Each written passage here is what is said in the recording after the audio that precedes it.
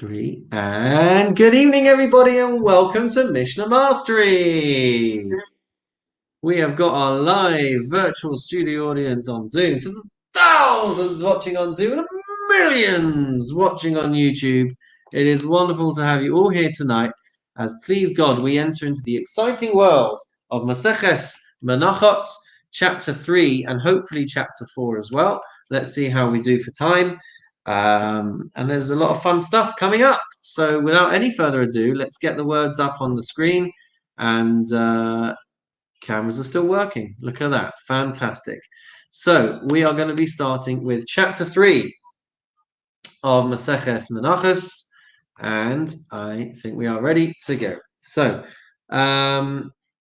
we had been talking about machshavot, about mindsets that could invalidate. And we're going to be reiterating in Mishnah Aleph a concept that we explored in Masechet Zvachim with relation to sacrifices, and that idea was that if in order to invalidate a korban, you had to have the intention of eating or burning something that was capable of being eaten or burnt. And a similar concept applies to menachos, to the meal offerings. So the Mishnah says, "Hakometz es hamincha," a person who, when they are performing the act of komitza, of taking the fistful of flour out of the mixture, and as they are doing komitza, they have the intention le'echol davar she'ein darko le'echol. They have the intention that they're going to eat something that is not meant to be eaten, because komitza is supposed to be burnt. The kometz is supposed to be burnt. So if you have the intention of eating it, well, it's not something that you're supposed to be eating.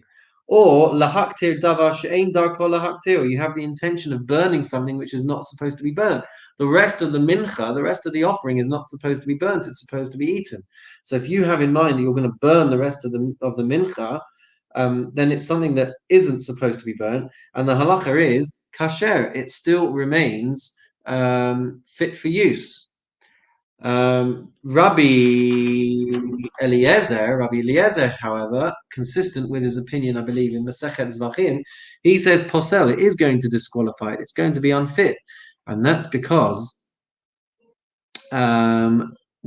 whatever you're planning to eat, whatever you're planning to burn, you're going to make it unfit. Le'echol davar shedarko le'echol, if you have the intention to eat something which would be eaten typically, or lahaktir davar shedarko lahaktir, or you intend to burn something which is typically burnt, like the komitza, but pachot mikazayis, but you're planning to eat or burn a size which is less than the size of an olive bulk, then the Mishnah says the halacha is kasher, then the offering is still going to be fit. Le'echol kachatzi zayis, or lahaktir kachatzi zayis, if you plan to eat half a zayit full of the remainder of the mincha, or lahaktir kachatzi zayis, so you plan to burn half an olive bulk of the komitza, then the Mishnah says kasher is going to be fit. Why? We've seen this consistently across the board. She'ein achila v'haktara mitzdarfin, because eating and burning do not combine to be able to make the kazayis, the threshold where it becomes problematic. So that is Mishnah Aleph. By way of introduction to Mishnah Base, let's talk a little bit about the mincha. We're going to be talking about different parts of the process that comprised the bringing of a mincha. So the mincha basically had flour and oil, and in some instances frankincense. And there was a process. So if the mincha had oil in it, then there would be as many as 3 times where they would add oil into the mincha. In terms of the ratio of flour to oil, there would be 1 log of oil per isaron.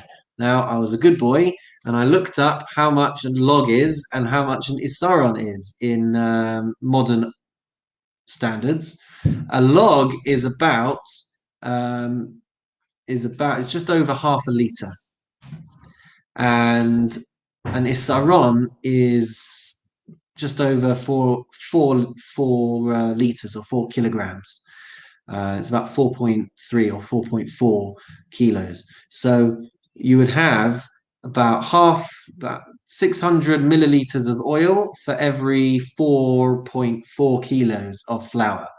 And that would be added in at a couple of different intervals. So a standard mincha would have 3 applications of oil.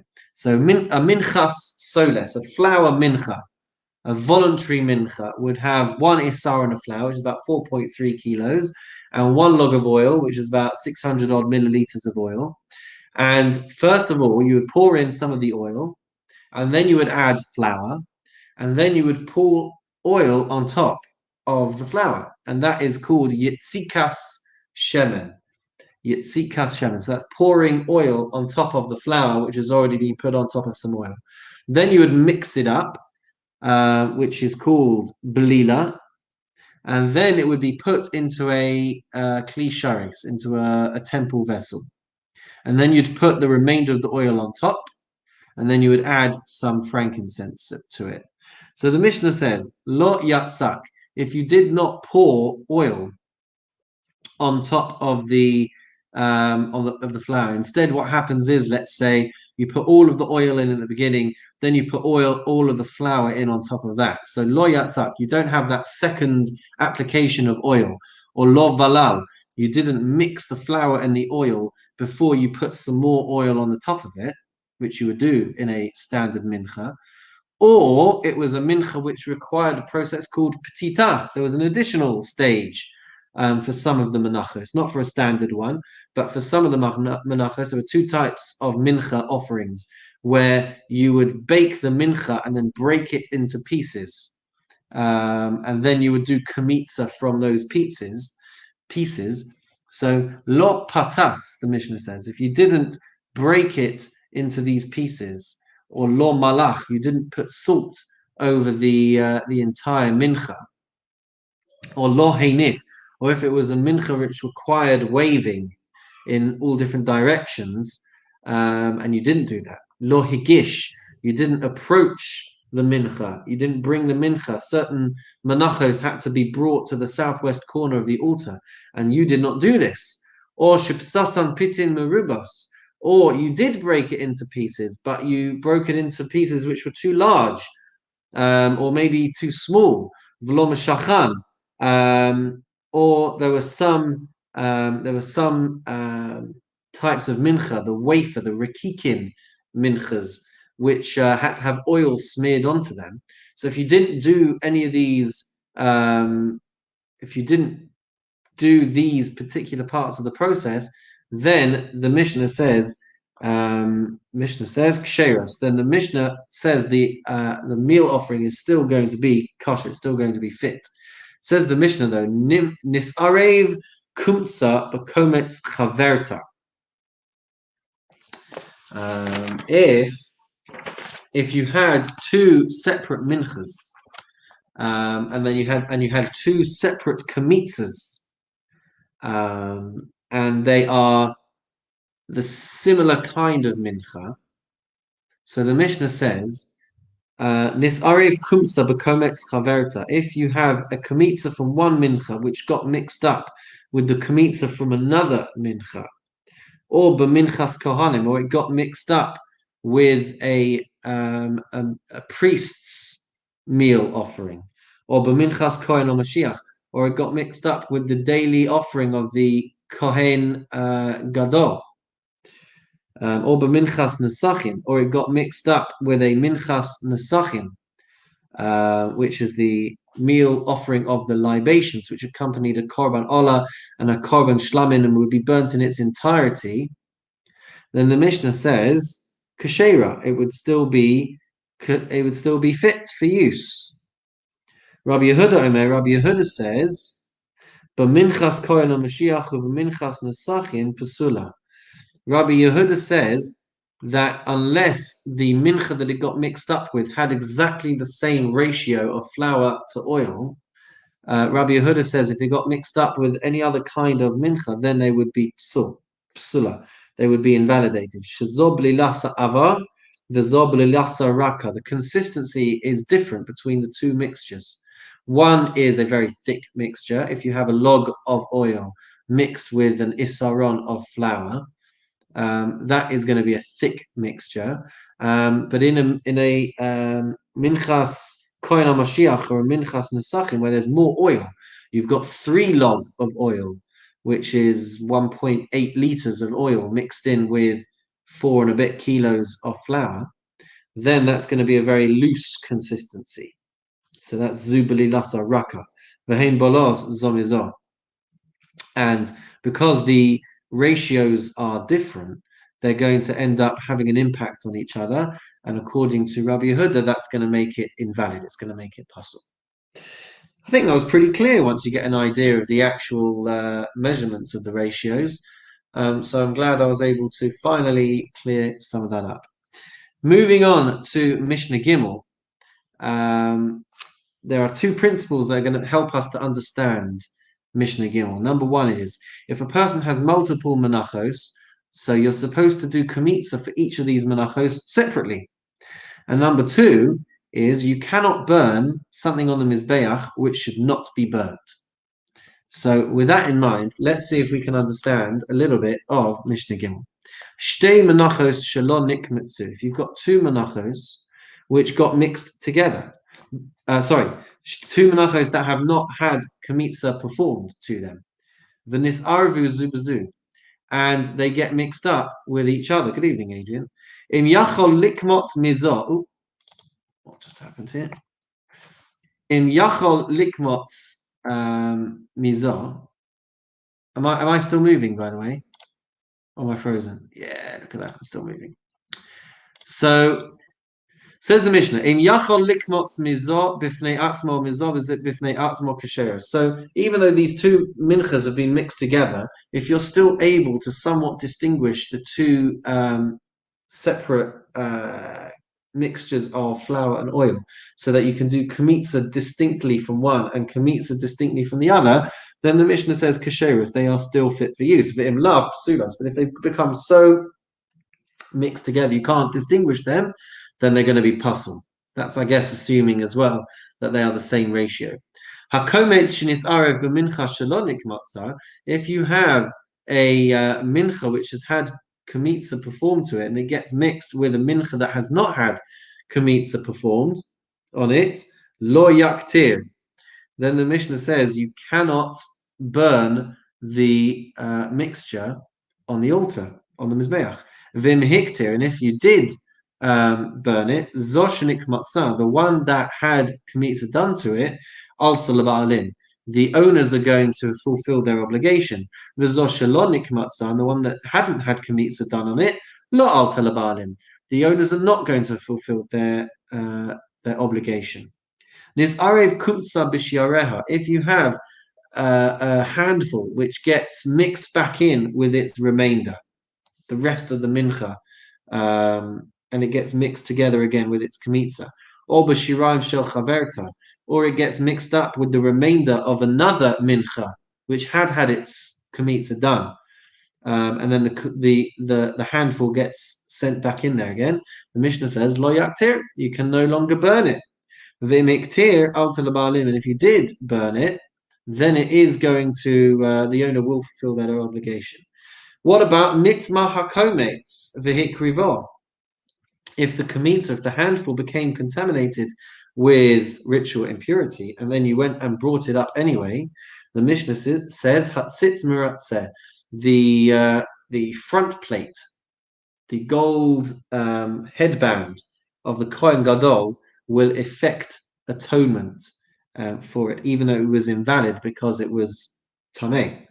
Yatsa v'hikriva, but if you went and took the komitza outside of the temple confines, and then you went and I guess brought it back in and offered it on the mizbeach, ein hatzitz meratzeh, then the tzitz is not going to affect atonement for the mincha.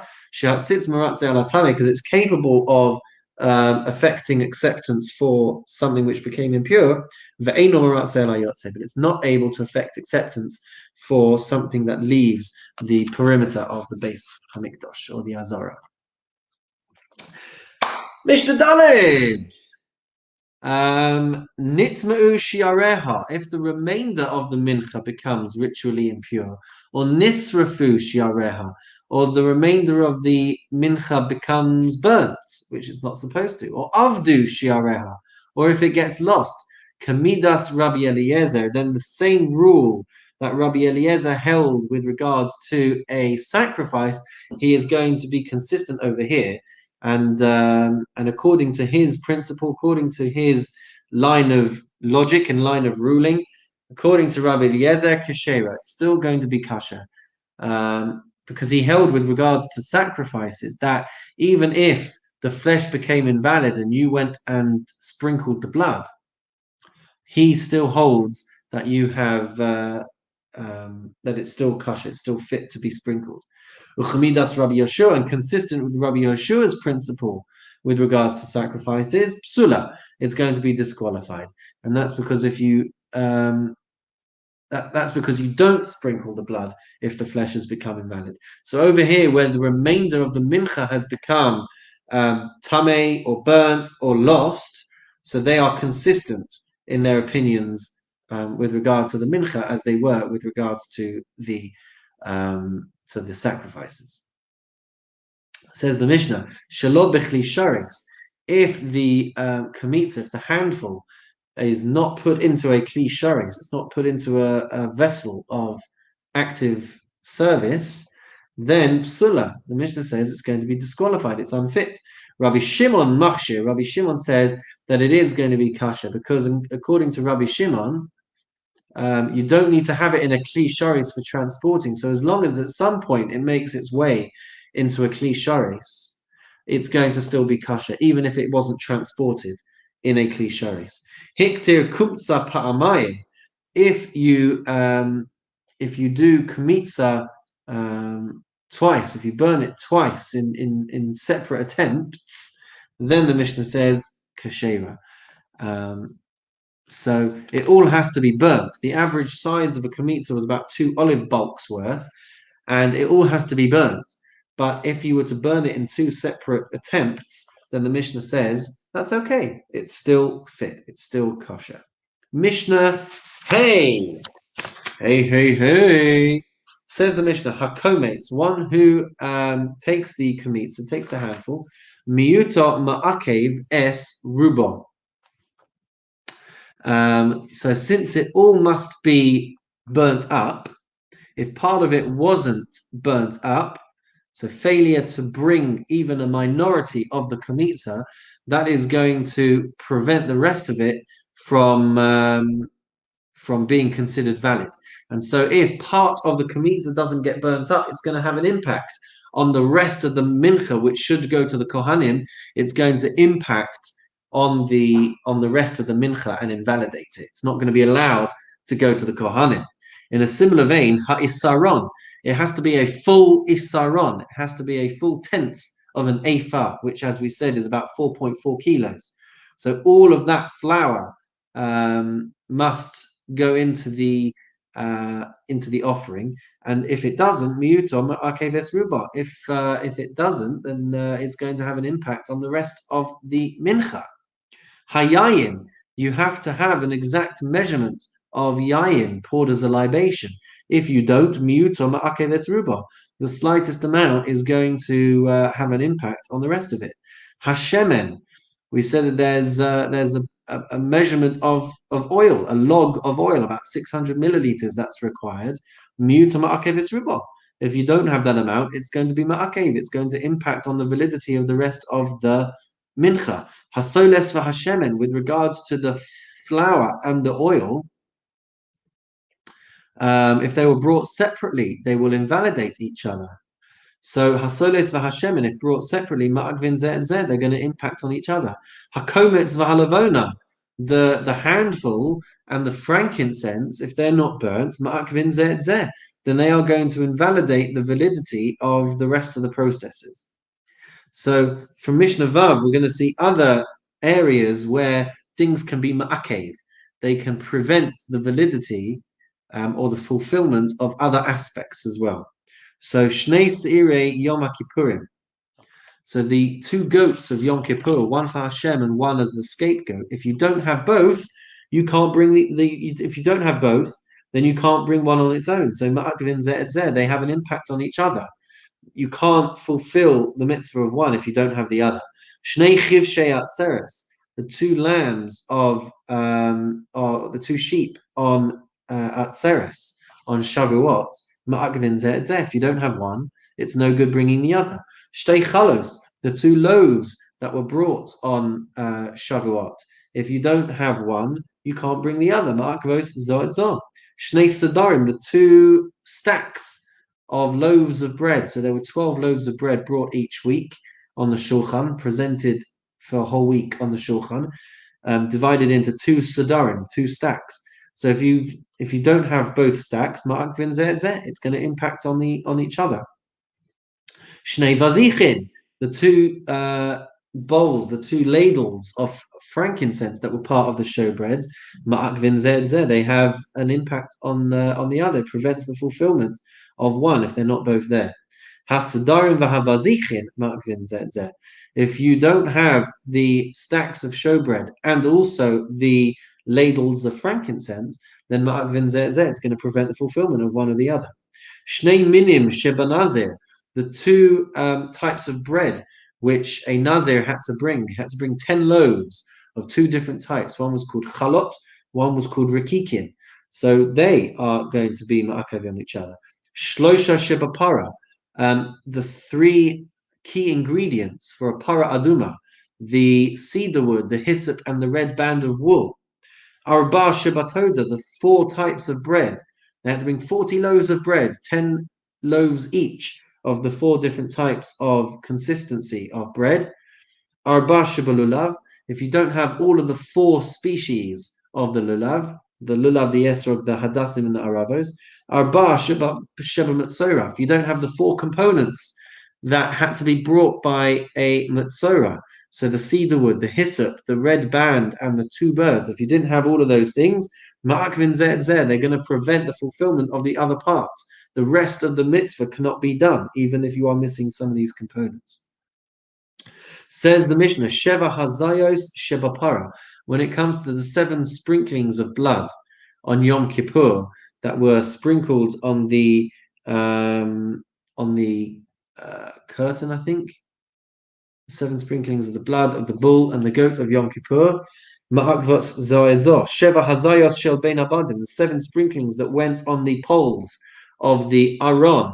The She'al HaParoches, and the 7 sprinklings that went on the curtain, the She'al Mizbach HaZahav, and the 7 sprinklings that went on the golden altar, Ma'akvos Zoetzod. These are each going to have an impact if you are unable to do all of these things properly.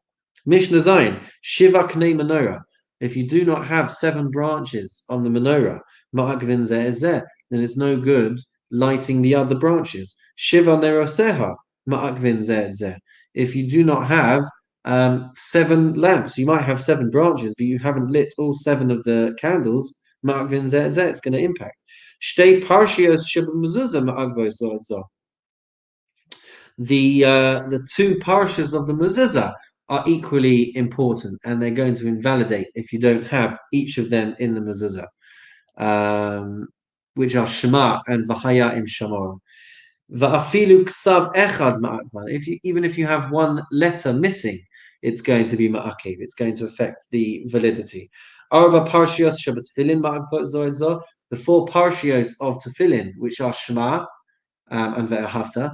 V'haya im Shamo, which is number 2. Kadesh li kol bachor, which is number 3. And V'haya kiviyacha, which is number 4. If you don't have all 4, then you haven't got your mitzvah of tefillin.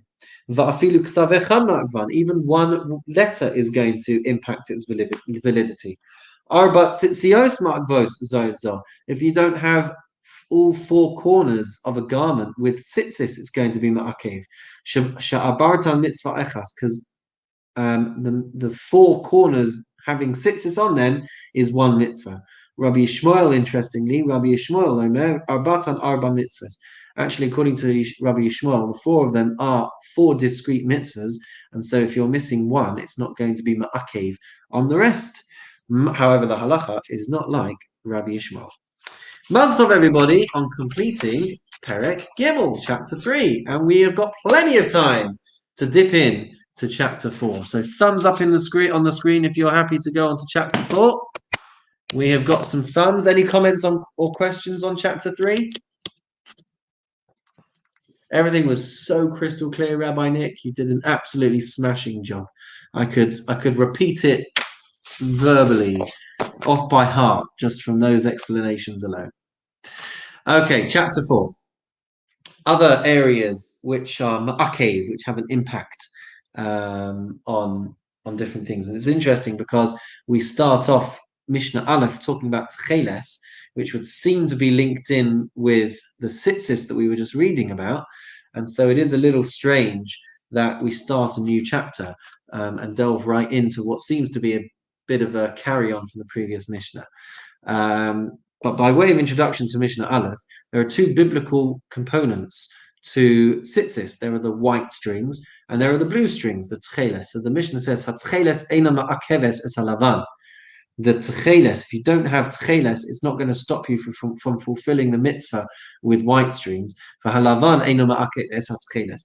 And if you have only tcheles, blue strings, and no white strings, then it's not going to impact on the ability to fulfill the mitzvah. Continues the Mishnah, tefillah shel yad. If you only have the arm to fill in, then it's not going to stop you from fulfilling the mitzvah of putting on head to fill in. The shel rosh shel yad. And if you only have the head to fill in, it's not going to stop you from fulfilling the mitzvah of wearing the arm to fill in. Says the Mishnah, hasoles v'hashemen. If you have flour and oil for libations, you need to have them together, but you don't have wine. Einan ma'akvin esayayin. Sorry, probably the other way around. If you don't have flour and oil, and you do have wine, it's not going to be ma'akev. So you can still bring the wine even if you don't have the flour and oil. And the wine is not, or the absence of wine is not going to prevent you from bringing the flour and the oil. Hamatanos she'al mizbeach hachitzon, with regards to the sprinklings of blood, the applications of blood on the outer altar, einon ma'akvos zoitzor. So if you only do some of them and not all of them, then it's not going to prevent the fulfillment of that part of the process. Mishnah base. Mishnah base says as follows: Haparim v'ha'elim v'ha'kvasim einon ma'akvin ze'ezeh. So generally, there are sacrifices which are obligatory, like a korban musaf. And the Mishnah is saying that if you don't bring those korbanot, be it a bull, ram, or sheep of these musaf offerings, then it's not going to prevent you from doing what's it not preventing us from doing? It's not going to prevent you from bringing. So, for example, korban musaf of Shavuot. If you don't bring those, it's not going to prevent you from bringing the bulls of the bull of the shtei halechem, of the 2 loaves. So the animal sacrifice that would accompany the 2 loaves, if you didn't bring the musaf, it's not going to prevent you from bringing the other sacrifice, and vice versa. If you don't bring the animal of the shtei halechem, it's not going to prevent you from bringing the korban musaf. Rabbi Shimon says, Im hayu lahem parim berubim, v'lo hayu lahem nesachim. So why do I not remember any of this? If there was enough money for the bulls, but you did not have enough money for the nesachim, for the libations, so the Mishnah says, Yaviu par echad, you should bring 1 bull, unasachav, and then bring some libations, v'lo yikruvu chulan, and rather than bring the rest of the animals that were part of the process, below nesachim, and then you don't end up bringing the libations. So with regards to Shavuot, so there was the korban musaf and there was the korbanot with the shtei halechem. For the 2 loaves of bread, they had to bring 2 sheep, and they had to bring 10 olas, which were 4 sheep, 1 bull, and 2 rams. And then for the korban musaf, they would bring 7 sheep, 2 bulls, and 1 ram. So the point was that if you have the 10 korban olas and you have 2 shlamims, so then you could bring one set without the other. And with regards to the korban musaf, if you only had part of those sacrifices, you could still bring what you have. And then there was the machlokes with regards to the priority of animals versus libations. So we brought the opinion there at the end that if you didn't have everything that you needed, then you should at least bring some of it and bring the libations as well. Mishnah Gimel, with regards to the sacrifices that were brought with the 2 loaves of bread, which we said were 7 sheep, 1 bull, 2 rams as a korban ola, and 2 sheep as a korban shlamim. Is that even what I said before? Yeah, it was. Good. All right, pretty consistent. So says the Mishnah. Why do I not remember any of this? Hapar, I looked at it a couple of hours ago. Hapar, if you've got the bull, V'ha'elim and the rams, v'ha'kvasim and the sheep, v'ha'sa'ir and the goats. Einan ma'akvin es halechem. So if you didn't bring all of those things, then it does not prevent you from bringing the 2 loaves. V'lo halechem ma'akvan. If you don't bring the 2 loaves, then it shouldn't stop you from bringing the animals. Halechem ma'akev es ha'kvashim. However, the loaves are going to be ma'akev the shlamim, the lambs which had to be brought as a peace offering. But according to Rabbi Akiva, if you brought the lambs, that's not. If you didn't bring the lambs, that's not going to stop you from bringing the bread. According to Rabbi Akiva, Amar Shimon ben Nanas, Rabbi Shimon ben Nanas says, Lochi, this isn't the case, it's the opposite. Failure to bring the lambs means you can't bring the bread. But failure to bring the bread doesn't mean that you can't bring the lambs. And the reason for that is Shekei Matzinu, because we find when the Jewish people were in the desert for 40 years and they were sustained by the man, and so they didn't need to bake bread. They would bring these sheep, these shlamim sheep, without the loaves of bread. Afkan, so too now. You could still bring the lambs even though you don't have the bread. Amar Rabbi Shimon says, Halacha kedivrei ben Nanas. The halacha is like Shimon ben Nanas. Aval ein hatam kidvarav. But the reason is not necessarily in accordance with what he said. Shekol ha'amar b'chumash ha'pekudim karav b'midbar.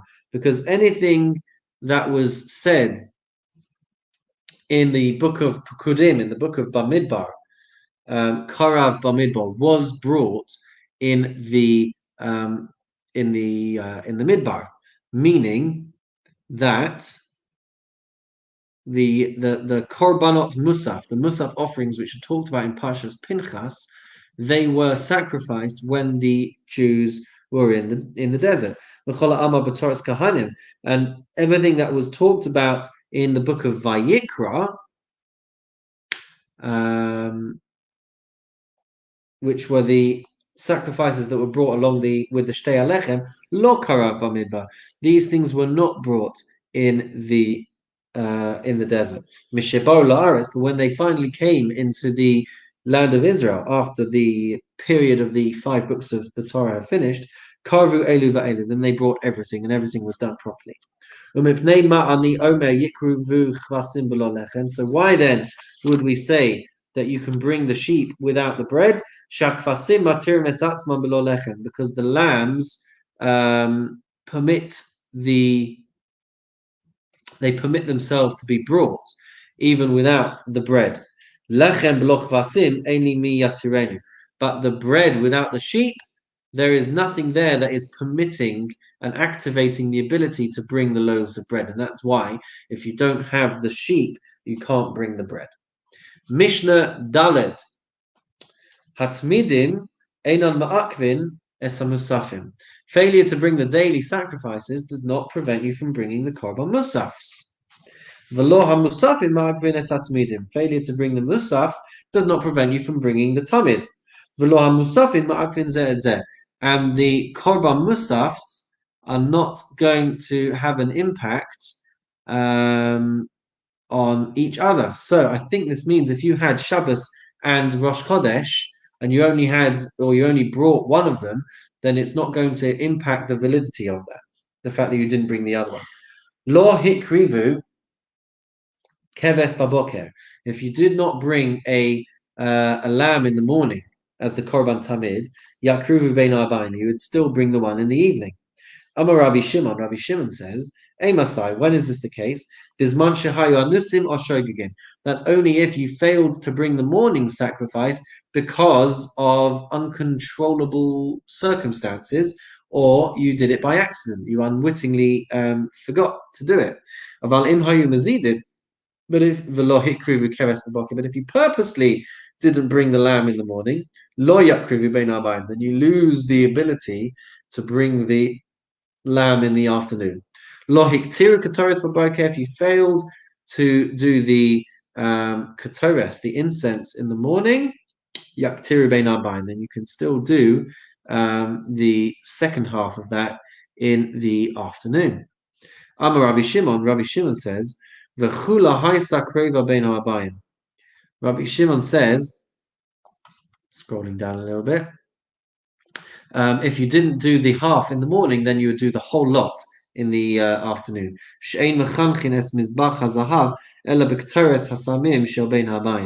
Because the how are we going to translate this? The golden altar was only initiated with the burning of the incense in the afternoon.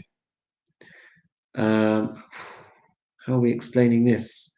I guess you bring it to its completion, and an effect is only realized after having brought the full amount of the ketores. So you could still do that all in one go in the afternoon if you didn't bring it in the morning. But with regards to the burnt offering, the korban tamid, the sacrificial part of it, that was initiated only with the daily morning offering. V'lo es hashulchan ela belechem hapanim b'Shabbos, and the lechem hapanim was activated from the beginning of each week. V'lo es hamenorah ela b'shiva neraseha bein ha'arbaim, and the effect of the menorah was only activated when you lit the 7 candles in the afternoon. And then, is this the final Mishnah, I think? Yeah, the final Mishnah of Perek Daled, and our final Mishnah for this evening, says the Mishnah, Chavite Kohen Gadol, the Minchas Chavitim, the offering that was brought by the Kohen Gadol, the pan offering that was brought each day, Lo Hayu Baos Chatsoyim, it would not be brought in halves. It was not prepared in halves. It was brought half in the morning and half in the afternoon, but I think it was all prepared in one go. Ela maybe isaron shalem. They would bring a whole isaron, which we said was about 4.4 kilos. V'chotzehu, and then they would divide it up. Umakriv mechetza baboker mechetza ben harbaim, and they would bring half in the morning and half in the afternoon. The Kohen Gadol sheikriv mechetza b'shacharis umeis. And if the Kohen Gadol brought half in the morning and then he died before the other half, uminu Kohen acher tachtav, and they appoint another Kohen Gadol in his place, lo yavi chatzi isaron mibeito, he can't go and bring the second half of the Kohen Gadol because that came from his own resources, and you don't go and bring half a korban. V'lo chatzi esronot shel rishon, and he can't bring the half of the Isaron from his predecessor, from the first guy. Ela maybe Isaron Shalem. Rather, he would then have to go and bring another full Isaron, 4.4 kilos, Vechotzeu, divide it, Umakriv Mechatza, and then bring half in the second part of the day, umechetza aved, and then the rest of his is going to go to lost. Is going to just go to loss. Nimtzu shnei chatzayim kreivin. We would find that 2 halves are brought, ushnei chatzayim ovnin, and 2 halves get lost. Lo minu chohen acher. They would not. If they did not appoint another Kohen Gadol in his place, Mishel mi haisa kreva. So from whose property would the rest, the second half be brought in the afternoon? Rabbi Shimon Omer Mishel Tzibur. Rabbi Shimon says there's a need to bring a second half in the second half of the day, and so that would have to come from public funds. And Rabbi Yehuda Omer Mishel Yorshim, it would come from his inheritors who would contribute the second half of the of that mincha, u'shleima haisa kareva, in order that an entire isaron would be brought that day. Mazel tov, everybody, on completing chapter 4, and that is all we have time for this evening. So join us again on Mishnah Mastery, where, please God, next week we'll do chapter 5 and chapter 6. And in the meantime, we wish you a wonderful and meaningful evening.